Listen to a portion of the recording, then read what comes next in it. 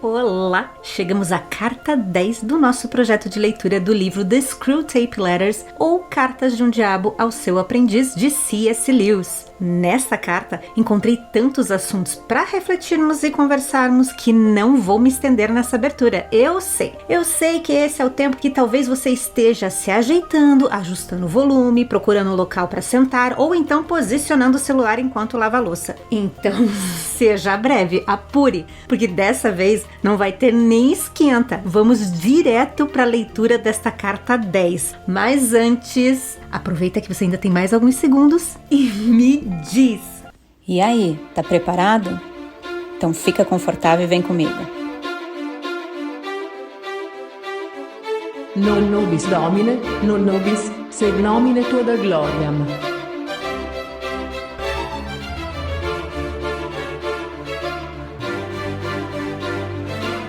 The Screwtape Letters, by C.S. Lewis. Carta 10. Primeira publicação no The Guardian, em 4 de julho de 1941. Meu caro Wormwood, estou deliciado em ouvir de Triptrees que seu paciente tem feito algumas novas amizades bem desejáveis e que você já entendeu como usá-las de maneira bem promissora. Eu enfocaria que o casal de meia idade que tem frequentado seu escritório é exatamente o tipo de gente que queremos que ele conheça. Ricos, espertos, superficialmente intelectuais e brilhantemente incrédulos sobre tudo neste mundo. Chamo sua atenção para o aspecto de que eles são vagamente pacifistas, não por assuntos morais, mas por um hábito já arraigado de depreciar qualquer coisa que diga respeito a pessoas comuns do povão, além de uma apreciação pouco pensante do que esteja na moda e do comunismo literário. Isso é simplesmente excelente e, aparentemente, você tem feito um bom uso de toda a futilidade social, sexual e intelectual deles dois, mas me conte mais. Ele está profundamente ligado a esse casal? Não estou me referindo a uma ligação da boca para fora, a um sutil jogo de olhares, sorrisos e tons de voz que demonstra que ele faz parte do grupo de pessoas com as quais está conversando, ou seja, conotam cumplicidade com o referido grupo. Esse é o tipo de envolvimento que você deve encorajar, partindo da premissa que os seres humanos não se realizam totalmente em si mesmos. E com o tempo você pode aprender a usar essa dificuldade deles. Sem dúvida, ainda é muito cedo para o seu paciente perceber que suas posições de fé estão em oposição direta a todas as conversas que ele tem com os novos amigos. Não creio que haja grandes problemas em você persuadi-lo a adiar ao máximo qualquer conhecimento explícito da situação. E isto, com a ajuda da vergonha, do orgulho e da futilidade, será uma tarefa simples de se executar. Quanto mais você conseguir que ele adie uma conversa aberta com a dupla, onde ele se posicione claramente como cristão, mais tempo você estará conseguindo que ele viva na falsidade. Ele silenciará quando deveria falar e rirá quando deveria estar em silêncio. Ele assumirá primeiramente apenas pelas maneiras e em seguida pelas palavras toda sorte de atitudes cínicas e incrédulas que não são realmente suas. Mas, se você manipular bem a situação, pode até conseguir com que as atitudes terminem sendo dele de fato. Todos os mortais tendem a se tornar as coisas que eles pretendiam ser. Isto é elementar. O único problema real é como se preparar para o contra-ataque do inimigo. A primeira coisa é você retardar tanto quanto puder o momento no qual ele perceba que esta nova forma de prazer não passa de uma tentação nossa. Talvez isso seja difícil de se conseguir, ainda mais se tivermos em mente que há mais de 2000 anos os servos do inimigo têm alertado sobre o mundo. Mas, felizmente, eles ultimamente têm focado pouco nesses assuntos nas últimas décadas. Nos escritos cristãos modernos, ainda que eu tenha visto muito, na verdade mais do que eu gostaria, vejo muito sobre Mamon e muito pouco acerca das futilidades mundanas, a escolha de amigos e o valor do tempo. tudo isso provavelmente seu paciente irá classificar como puritanismo. E posso salientar de passagem que o valor que nós temos dado a esta palavra se constitui em um dos nossos triunfos realmente sólidos nos últimos 100 anos, pelo nosso resgate anual de milhares de seres humanos na temperança, castidade e, sobretudo, da vida. Mais cedo ou mais tarde, de qualquer modo, a real natureza de seus amigos se tornará clara para ele, e então suas táticas têm que depender da inteligência do paciente. Se ele for um idiota completo, você poderá fazê-lo perceber a índole de seus amigos apenas quando eles estiverem ausentes. Suas presenças podem ser manipuladas de maneira a varrer do paciente todo o criticismo. Se der certo, você poderá induzi-lo a viver como muitos humanos, 2 vidas paralelas. Durante longos períodos, ele não apenas parecerá ser, mas realmente será um homem diferente em cada círculo de pessoas que frequentar. Se isso lhe falhar, existe um método mais sutil e mais divertido. Você pode fazer com que ele tenha verdadeiro prazer ao perceber que existem 2 lados de sua vida que são incompatíveis. Você obterá isso explorando a sua vaidade. Poderá ensiná-lo a gostar de se ajoelhar ao lado do dono da mercearia aos domingos apenas porque se recorda de que o dono da mercearia jamais poderia entender o insolente mundo urbano que ele habita no sábado à noite. E de modo inverso, a apreciar ainda mais a grosseria e blasfêmia enquanto toma café com seus amigos maravilhosos, porque está ciente de que dentro dele há um mundo mais profundo e espiritual que eles não são capazes de compreender. Eu acho que você entende o que eu quero dizer. Os amigos mundanos o tocam de um lado e o dono da mercearia do outro. E ele é o homem complexo, completo e equilibrado que consegue ter uma visão privilegiada de todos eles. Assim, enquanto for leal para com pelo menos 2 grupos de pessoas, ele sentirá, no lugar da vergonha, uma grande satisfação por si mesmo. Finalmente, se tudo isso falhar, você poderá persuadi-lo como desobediência à sua consciência, a continuar a nova amizade com base no raciocínio de que ele está, de algum modo, não muito evidente, fazendo algum bem para essas pessoas pelo simples fato de tomar seus coquetéis e rir de suas piadas, e que deixar de fazer tudo isso seria excessivo, intolerante e, óbvio, puritano. Enquanto isso, você cuidará de tomar as preocupações óbvias para se assegurar que este novo desenvolvimento o induz a gastar mais do que ele pode por suas condições salariais e a negligenciar seu trabalho e sua mãe. Os ciúmes dela, suas preocupações exageradas e o comportamento do paciente cada vez mais evasivo e grosseiro serão inestimáveis no sentido de agravar a tensão doméstica. Seu afetuoso tio, Screwtape. E por fim, vamos às reflexões desta carta 10. E que carta foi essa? Até agora, de todas as cartas de Screwtape, essa foi a que mais me pegou. Parece ter sido escrita pra mim. Quantas vezes eu já me peguei sorrindo de piadas ou conversas das quais eu deveria ter me posicionado, apenas pra não desagradar. Saudades de quando eu era criança e meu filtro social não me impedia de dizer aquilo que eu pensava. Obviamente, quando criança, eu não tinha um grupo social de amigos muito grande, porque será? Bom, depois de passar a infância e a adolescência falando sem pensar, agora eu praticamente não falo nada. Adotei a tática dos pinguins de Madagascar, sorria e acene. Mas eu sei que essa é uma área que eu preciso trabalhar. Para mim, é muito difícil encontrar um ponto de equilíbrio onde eu sou educada dizendo aquilo que eu acredito. Minhas últimas experiências não foram nada boas. E agora mesmo já me vem o impulso de te dizer que a culpa não foi minha e que o desastre da conversa se deu ao fato dessas pessoas virem falar comigo acreditando piamente que eu concordaria com elas. Porém, quando eu discordo e me posiciono, o outro lado sai magoado, independente de todas as palavras educadas que eu possa ter utilizado. Eu acho que foi na carta 3 ou 4 que Screwtape dizia para que Wormwood explorasse as expressões não verbais da mãe e do filho como se fossem uma provocação, lembra? Uma levantada de sobrancelha, uma risadinha, uma respiração mais funda. Tudo serve de motivo para iniciar um conflito. Às vezes a comunicação envolve mais a imaginação imaginação do outro do que aquilo que foi dito. É fato conhecido que a comunicação é um dom,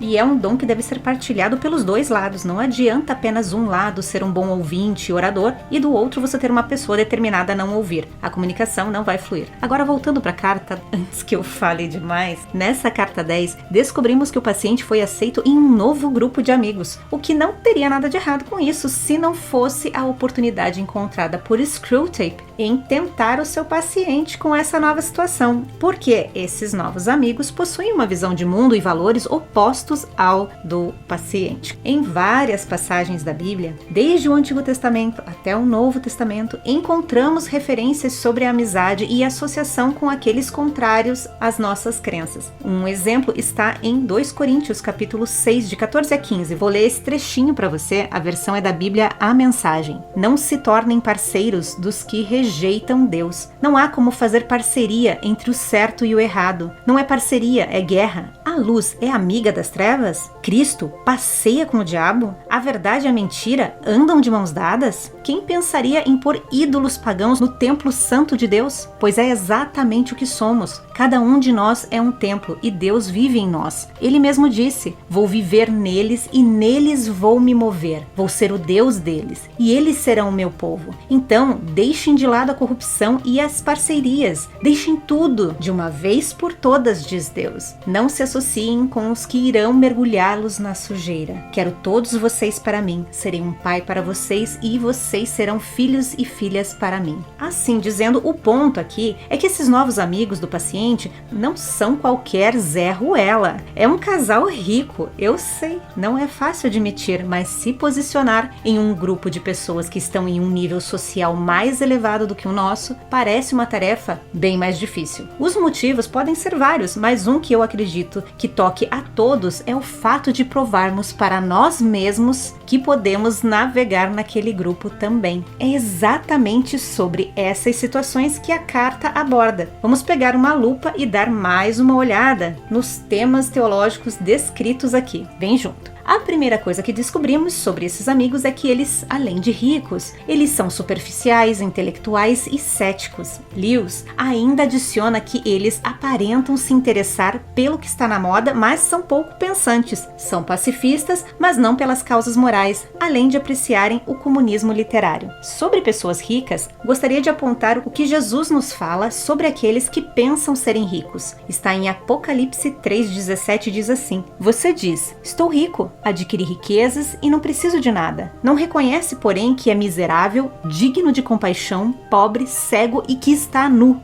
Forte isso, hein? Agora, sobre a ideia de associação com esse tipo de amigos, Lewis expande esse pensamento em seu livro Reflexões sobre Salmos. Escuta o que ele diz: como devemos nos comportar na presença de pessoas muito más? Limitarei isso mudando pessoas muito más para pessoas muito más que são poderosas, prósperas e impenitentes. Se eles são párias, pobres e miseráveis, então todo cristão sabe a resposta. A maldade obviamente não compensou, mas estou inclinado a pensar que para um cristão seria sábio evitar, onde puder, qualquer encontro com pessoas que são hostis, devassas, cruéis, desonestas, rancorosas e assim por diante. Não porque somos bons demais para eles. Em certo sentido, porque não somos bons o suficiente. Não somos bons o suficiente para lidar com todas as tentações, nem inteligentes o suficiente para lidar com todos os problemas. Entretanto, por mais que pensemos de forma racional e saibamos que não devemos nos associar com pessoas más, lascivas, desonestas, Screwtape quer usar esse nosso sentimento de pertencimento e desejo de sermos amados e aceitos para que o paciente permaneça se relacionando com pessoas que vão contra os seus valores. E como ele fará isso? Não se posicionando. E se ele fizer isso, Screwtape diz que o paciente então estará vivendo em falsidade, pois mesmo não concordando com os amigos, ele sorri, passando a impressão de que concorda discorda, ao invés de defender os seus valores, ou seja, ele estabelece um comportamento falso e traidor, não apenas com o casal de amigos, mas com suas próprias convicções. Para entender melhor como deveria ser a postura do paciente frente a essa nova situação, podemos olhar para o exemplo do apóstolo Paulo, que sempre se esforçou para acomodar ou se identificar com as pessoas o máximo que pôde sem comprometer o evangelho. Paulo se relacionava com os judeus, enfatizando as similaridades entre os seus costumes. E entre os gentis podemos relembrar Atos 17, onde Paulo está em Atenas pregando as boas novas a respeito de Jesus e é convidado para falar aos atenienses. Veja como ele se conecta com esse público. Então Paulo levantou-se na reunião do Areópago e disse: atenienses, vejo que em todos os aspectos vocês são muito religiosos, pois andando pela cidade observei cuidadosamente seus objetos de culto e encontrei até um altar com esta inscrição: ao Deus desconhecido. Ora, o que vocês adoram, apesar de não conhecerem, eu lhes anuncio. O Deus que fez o mundo e tudo que há nele é o Senhor do céu e da terra e não habita em santuários feitos por mãos humanas. Ele não é servido por mãos de homens, como se necessitasse de algo, porque ele mesmo dá a todos a vida, o fôlego e as demais coisas. De um só fez ele todos os povos, para que povoassem toda a terra, tendo determinado os tempos anteriormente estabelecidos e os lugares exatos em que deveriam habitar. Deus fez isso para que os homens o buscassem e talvez tateando pudessem encontrá-lo, embora não esteja longe de cada um de nós, pois nele vivemos, nos movemos e existimos, como disseram alguns dos poetas de vocês. Também somos descendência dele. Assim, visto que somos descendência de Deus, não devemos pensar que a divindade é semelhante a uma escultura de ouro, prata ou pedra, feita pela arte e imaginação do homem. No passado, Deus não levou em conta essa ignorância, mas agora ordena que todos em todo lugar se arrependam, pois estabeleceu um dia em que há de julgar o mundo com justiça por meio do homem que designou, e deu provas disso a todos, ressuscitando-o dentre os mortos. Quando ouviram sobre a ressurreição dos mortos, alguns deles zombaram e outros disseram: a esse respeito, nós o ouviremos outra vez. Com isso, Paulo retirou-se do meio deles. Alguns homens juntaram-se a ele e creram. Entre eles estava Dionísio, membro do Areópago, e também uma mulher chamada Damaris, e outros com eles. E assim a história continua. Agora, voltando à citação que Paulo utilizou, foi de um poeta conhecido de seu público, Aratus ou Arato, representante da poesia erudita e também da poesia didática e helenística, muito conhecida pelo seu público ali de Atenas. O que podemos aprender com Paulo é que devemos buscar um terreno comum sobre as coisas não essenciais da fé, mas naquilo que é essencial, não podemos deixar com que as pessoas acreditem que concordamos com elas naquilo que é fundamental. Isso me lembrou daquela frase atribuída a Agostinho, erroneamente, que diz assim: nas coisas essenciais, unidade, nas não essenciais, liberdade e em todas as coisas, amor. Este princípio afirma que há coisas nas quais a unidade é uma exigência, não há o que se discutir, mas há outras coisas que podem ser discutidas ou decididas com liberdade, e termina reconhecendo o ensinamento bíblico do amor em todas as coisas e em todo o tempo. Esse é o desafio do cristão. Seguindo a leitura da carta, Screwtape fala que se Wormwood conseguir manter o paciente vivendo em falsidade, logo lhe passará a assumir primeiramente as maneiras e em seguida pelas palavras, e com muita sorte ele estará absorvendo as atitudes cínicas e incrédulas como dele mesmo. Escuta o que está escrito em Amós 3:3. Porventura andarão dois juntos se não estiverem de acordo? Somos criaturas de hábitos, e Lewis aqui está nos alertando que se começarmos a encenar um comportamento, logo passaremos a nos sentir confortável dentro desse novo papel, e então estaremos a um passo de nos tornarmos aquilo que inicialmente era apenas uma simulação. No livro Cristianismo Puro e Simples, no livro 3, capítulo 9, Lewis desenvolve essa ideia e ele diz assim: a regra para nós é perfeitamente simples. Não perca seu tempo se preocupando se você ama o seu vizinho. Haja como se o amasse. Assim que fazemos isso, descobrimos um dos grandes segredos. Quando você começa a se comportar como se amasse alguém, vai acabar amando mesmo. Se você for ofender uma pessoa de quem não gosta, vai acabar desgostando dela ainda mais. Por outro lado, se fizer algo de bom a ela, em contrapartida vai acabar desgostando dela menos, É claro que há uma exceção. Se você lhe fizer esse bem, não para agradar a Deus e nem para obedecer à lei da caridade, mas para mostrar a Ele que cara bacana e pronto a perdoar você é, e assim colocá-lo em dívida com você e ficar à espera de gratidão. Se fizer isso, provavelmente ficará desapontado. As pessoas não são tolas, elas enxergam o exibicionismo ou a politicagem de longe, mas sempre que fazemos o bem ao outro só porque se trata de um ser como nós, criado por Deus e desejando a felicidade deste como desejamos a nossa, devemos ter aprendido a amá-lo um pouco mais, ou pelo menos a desgostar dele um pouco menos. Seguindo a carta, chegamos ao momento em que Screwtape fala sobre a pregação atual das igrejas. Ele diz que elas têm deixado de pregar sobre o mundo e têm passado a focar muito sobre Mamon. Vamos analisar por partes esta afirmação. Em Tiago 4,4 encontramos a seguinte passagem nos alertando sobre o mundo e diz assim: adúlteros, vocês não sabem que a amizade com o mundo é inimizade com Deus? Quem quer ser amigo do mundo faz-se inimigo de Deus. Mundo aqui significa esse local de transição, onde tudo é passageiro. Nesse mundo, somos peregrinos, daqui não levamos nada. Então não há por que se apegar às coisas daqui. Escute o que diz Colossenses 3, de 1 a 2. Portanto, já que vocês ressuscitaram com Cristo, procurem as coisas que são do alto, onde Cristo está sentado à direita de Deus. Mantenham o pensamento nas coisas do alto e não nas coisas terrenas. Porém,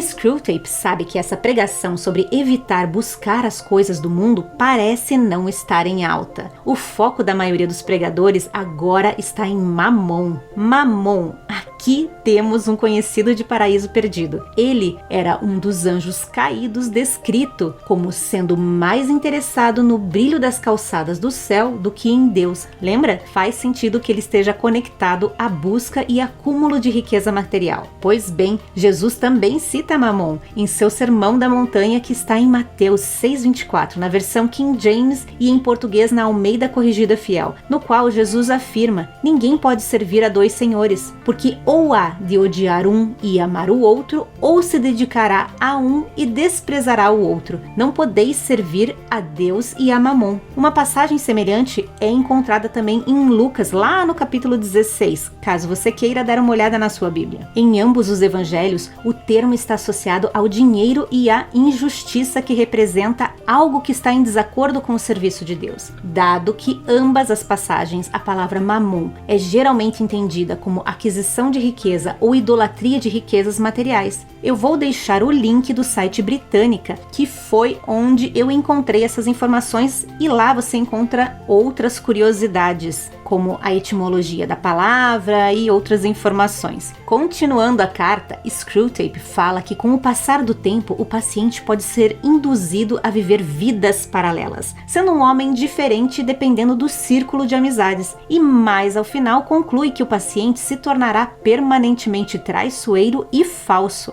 Ao fazer isso, o paciente estará violando o testemunho cristão, pois esse comportamento é o oposto daquilo que somos ordenados. Viver essa vida dupla, acreditando ser isso uma habilidade social, é um engano, pois estamos enganando apenas a nós mesmos, acreditando que somos justos, quando nossas ações demonstram o oposto, como está em 1 Coríntios capítulo 6, versículo 9. Não sabeis que os injustos não hão de herdar o reino de Deus? E também em Mateus 7, 21 e 23, que para mim é a passagem que mais me enche de temor em toda a Bíblia, e diz assim: nem todo aquele que me diz Senhor, Senhor entrará no reino dos céus, mas apenas aquele que faz a vontade de meu Pai que está nos céus. Muitos me dirão naquele dia: Senhor, Senhor, não profetizamos nós em teu nome? Em teu nome não expulsamos demônios e não realizamos muitos milagres? Então eu lhes direi claramente: nunca os conheci, afastem-se de mim, vocês que praticam o mal. Passagem dura essa, não é? Voltando à carta, na sequência Screwtape fala de uma outra tática, que é fazer com que o paciente sinta-se orgulhoso em ter dois lados de sua vida que são incompatíveis. E Wormwood conseguirá isso explorando a vaidade do homem. O orgulho do paciente o levará a ter prazer em manter essa vida dupla. E o paciente poderá começar a pensar algo como: veja só, essas pessoas ricas não são tão diferentes de mim. Eu até consigo rir das piadas deles, sei segurar os talheres e usar o guardanapo corretamente. Guardanapo esse de um tecido mais caro do que a roupa que eu estou usando. Mesmo com dó de sujá-lo, eu sei usá-lo. E nessa mesma ideia, Screwtape aponta que o paciente pode sentir-se superior aos demais, já que ele consegue examinar tanto o grupo da igreja como o grupo dos novos amigos, pois ele é mais espiritual para entender como cada um deles se comporta. A Bíblia possui várias passagens nos alertando sobre o orgulho. Em Provérbios 16:5 está escrito: o Senhor detesta os orgulhosos de coração, sem dúvida serão punidos. Em Tiago 4, somos alertados sobre a cobiça, paixões, prazeres, orgulhos e tudo que nos afasta de Deus. Escute o que diz os versículos 6 e 7. Mas Ele nos concede graça maior. Por isso diz a Escritura: Deus se opõe aos orgulhosos, mas concede graça aos humildes. Portanto, submetam-se a Deus, resistam ao diabo e ele fugirá de vocês. O orgulho é um pecado tão difícil de ser eliminado, porque normalmente o orgulhoso não enxerga que é orgulhoso. Parece ser mais fácil notar a glutonaria, a avareza, inveja, mas o orgulho é algo difícil de identificar por si mesmo. Afinal, o orgulhoso não vê falhas em si. Por isso é bom se rodear de boas pessoas, pois normalmente elas enxergarão esse defeito em nós e terão a sensibilidade de nos alertar. Ou pelo menos assim oramos a Deus para que elas o façam. E por fim, Screwtape diz que se tudo falhar, Wormwood pode levar seu paciente para um caminho em que ele considera encerrar a nova amizade como algo intolerante ou puritano demais. Provérbios fala sobre sabedoria, amizade e prudência, e no capítulo 13, versículo 20, somos mais uma vez lembrados que aquele que anda com os sábios será cada vez mais sábio, mas o companheiro dos tolos acabará mal. Já em Provérbios 22, versículos 24 e 25 está escrito: não se associe com quem vive de mau humor, nem ande em companhia de quem facilmente se ira. Do contrário, você acabará imitando essa conduta e cairá em armadilha mortal. Porém, Screwtape quer levar o paciente a pensar que escolher sabiamente suas amizades é algo extremo, de alguém puritano, e ele claramente não é nada disso. Gonzalez, em seu guia de estudos, exemplifica bem o pensamento de alguns que utilizam Jesus como desculpa para andar no pecado. Eles dizem: Jesus andava com todo tipo de pecadores e inclusive ia a festas e bebia vinho. E não há dúvidas que Jesus realmente participou de celebrações e que veio para chamar os pecadores. Como ele mesmo disse em Marcos 2,17, ouvindo isso, Jesus lhes disse: não são os que têm saúde que precisam de médico, mas sim os doentes. Eu não vim para chamar os justos, mas os pecadores. Porém, ele veio chamá-los ao arrependimento e para uma nova vida. Quando escutamos esse tipo de afirmação, sabemos que a pessoa está tentando justificar o injustificável. É claro e evidente que Jesus usou todas as oportunidades para pregar, construir relações e ganhar aqueles que estavam perdidos. É muita desonestidade conectar a pessoa de Cristo a uma vida de pecado ou um andar com pecadores. Afinal, todos nós somos pecadores. Paulo já nos alertou em Romanos 3, versículos 10 e 12. Não há nenhum justo, nenhum sequer. Não há ninguém que entenda, ninguém que busque a Deus. Todos se desviaram, tornaram-se juntamente inúteis. Não há ninguém que faça o bem, não há nenhum sequer. Para completar esse pensamento de que Jesus veio para que morrêssemos para o pecado e nascêssemos para uma nova vida, vamos dar uma olhada na carta que Paulo envia aos Colossenses. Naquela ocasião, ele escreve à igreja que estava sendo influenciada por ensinamentos enganosos e práticas errôneas que ameaçavam a fé de seus integrantes. Nessa carta, Paulo expõe o que é falso e ao mesmo tempo salienta a divindade de Jesus Cristo e sua obra de redenção. Vou ler um trecho do capítulo 3, de 1 a 8 na versão da Bíblia, a mensagem. Então, se vocês estão falando sério sobre viver a nova vida da ressurreição com Cristo, ajam de acordo com ela. Busquem as coisas norteadas por Cristo. Não fiquem se arrastando por aí, cabisbaixos, absorvidos com o que está à frente de vocês. Olhem para cima e observem o que acontece ao redor de Cristo. É por aí que devem seguir. Vejam as coisas da perspectiva dele. A velha vida de vocês está morta. A nova vida é a vida real, ainda ainda que invisível aos espectadores. Com Cristo em Deus, Ele é a vida de vocês. Quando Cristo, a verdadeira vida, aparecer de novo na Terra, o ser verdadeiro e glorioso de vocês vai se manifestar também. Enquanto isso, estejam contentes com a obscuridade como Cristo. Isso significa eliminar tudo que esteja ligado ao antigo caminho de morte, promiscuidade sexual, impureza, imoralidade, fazer o que quiser, quando bem entender, apegando-se a tudo que atraia a sua imaginação. Uma vida assim é moldada por coisas materiais e sentimentos maus. É por coisas assim que Deus está prestes a explodir em ira. Não faz muito tempo vocês viviam fazendo tudo isso, sem conhecer nada melhor. Mas agora que sabem mais, abandonem tudo de uma vez. Mau comportamento, irritabilidade, avareza, grosseria, conversas indecentes. E por aí a carta continua. Enfim, Screwtape e seus companheiros, como sempre, vêm para distorcer a palavra de Deus, os ensinamentos de Cristo e assim enganar os desavisados. Por isso nunca é demais repetir: vigiai e orai. E chegando ao fim da carta, como se não bastasse todas as táticas para utilizar a nova amizade para desviar o paciente, no encerramento, Screwtape ainda acrescenta que Wormwood pode utilizar essa nova fase social para estimular os excessos de seus gastos financeiros, além de negligenciar o trabalho e a relação com a mãe, gerando assim novos conflitos familiares. Vamos aguardar as próximas cartas para saber se o paciente encontrará forças para se desvencilhar desta teia montada por Screwtape e Wormwood. Nos encontramos então no próximo áudio com as cartas 11 e 12. Fique com Deus e até lá!